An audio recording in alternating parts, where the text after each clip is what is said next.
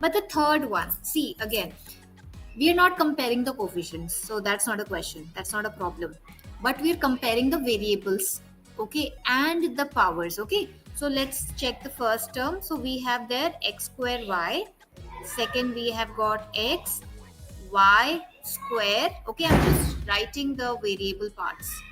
Third is y square x. So let's check the x first, okay. So in this one we have x here, but the power is 2, right? Here in the second one we have only one x, but there is no power, right?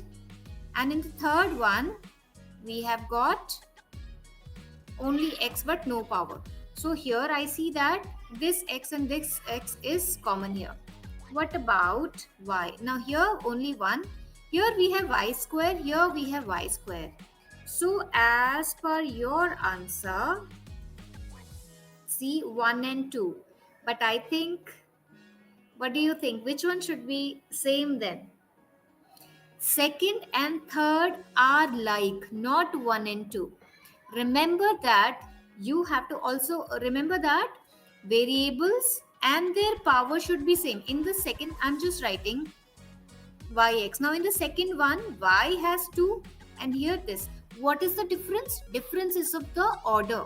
And if you have gone through, if you have not gone through the properties of the numerals or the numbers or the algebraic properties, please do go through that.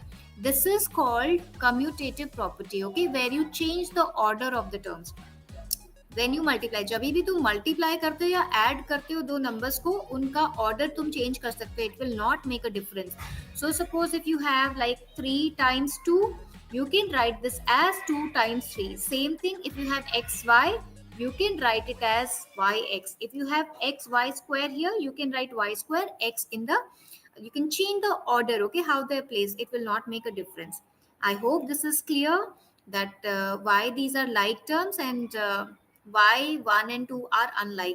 देखो 1 and 2 unlike क्यों है यहाँ पर? You can compare the powers. No, x square was there and we have only 1 x, so obviously powers are not same, so these are not like.